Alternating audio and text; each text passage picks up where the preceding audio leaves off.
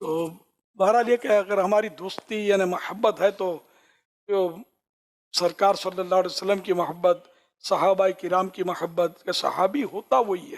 صحابی کی ڈیفینیشن یہ کہ ایمان کی حالت میں سرکار صلی اللہ علیہ وسلم کی زیارت کی ہو اس نے، اور ایمان پر دنیا سے رخصت ہوا ہو، تو وہ صحابی ہے. ہر صحابی نبی جنتی جنتی، ٹھیک ہے نا.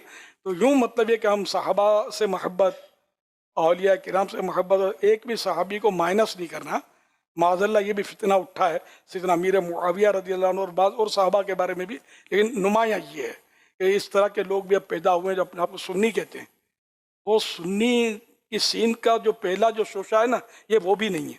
پہلے کہتے ہیں تو کیا ہوا، یہ سیدنا امیر معاویہ رضی اللہ عنہ پر تنقید کرتے ہیں، یہ آپ نے سنا ہوگا.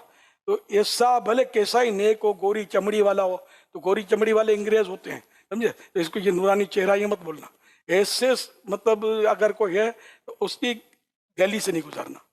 اپنا کوئی اس سے رشتہ ناتا ہے ہی نہیں. کہ صحابی رسول پر جو تنقید کرے، ان کو گالیاں دے، برا بھلا کہ، وہ بد مذہب ہے، بالکل وہ گمراہ ہے اور صحیح آدمی نہیں ہے. تو اس کے قریب ہم کو جانا ہی نہیں ہے، نہ اس کا واز سننا ہے، نہ اس کے کلپ سننے ہیں، کچھ بھی نہیں. اس کا اپنا لینا دینا ہے ہی نہیں کچھ. یہ بالکل یہ پکا آپ کو ذہن میں ہونا چاہیے، کیونکہ آپ جن ممالک میں ہیں تو یہ لوگ بھی آتے ہوں گے، اس طرح کے لوگ بھی آپ کو پتہ بھی ہوتا ہوگا. تو پھر یہ کہ اسی طرح بھی آپ ان سے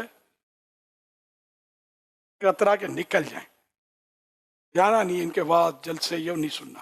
آپ کو اگر ایمان پیارا ہے، صحابہ کرام کی محبت پیاری ہے، تو مہربانی کر کے میری ان باتوں کو اپنے بالکل ذہن میں نقش کریں، نقش.